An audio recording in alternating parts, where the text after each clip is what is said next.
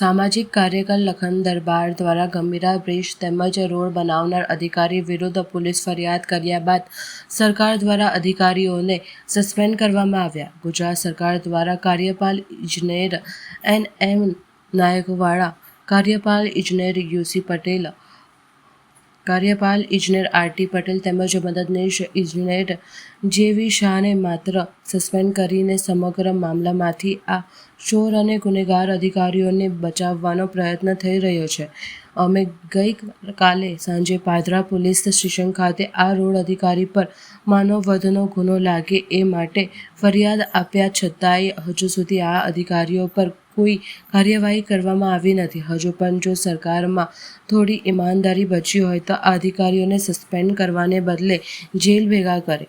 અમારી માંગણી નહીં સંતોષાય તો સ્થાનિકોને સાથે રાખી મોટું આંદોલન કરીશું, એમ સામાજિક કાર્યકર લખન દરબાર યુવા અધ્યક્ષ કરણી સેના દ્વારા ચીમકી આપવામાં આવી હતી. વડોદરા તેમજ આણંદ જિલ્લાને જોડતો મહત્વનો બ્રિજ એટલે કે ગંભીરા બ્રિજ, જેનું ગઈકાલે સવારના સુમારે ગંભીર ઘટના બની અને આખો બ્રિજ તૂટી પડ્યો, જેના લીધે કેટલાય લોકોના મૃત્યુ થયા છે.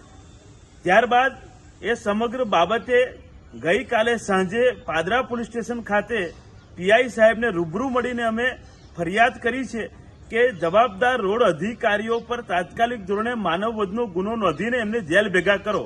પરંતુ દુઃખની બાબત એ છે કે સરકાર દ્વારા 24 કલાકની ઉપર સમય ગયો છે, પછી નિર્ણય લેવામાં આવ્યો છે કે NM Nayakawala, UC Patel, RT Patel, JV Shah આ રોડ અધિકારીઓને સસ્પેન્ડ કર્યા છે, માત્ર સસ્પેન્ડ કર્યા છે.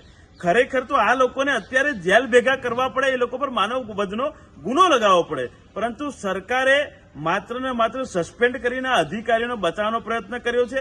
હું સરકારને ચેતવણી આપું છું, મહેરબાની કરીને આ લોકો પર તાત્કાલિક ધોરણે માનવ વધનો ગુનો લગાવો. જો સરકારમાં થોડીક પણ ઈમાનદારી હોય તો આ લોકોને જેલ ભેગા કરો, નહીં તો મોટું આંદોલન કરવામાં આવશે, ધરના પ્રદર્શન કરીશું, ઉચ્ચ સ્તરીય હાઈકોર્ટમાં જઈશું, પરંતુ આ અધિકારીઓને છોડવામાં નહીં આવે. જય માતાજી, જય હિન્દ, જય ગુજરાત.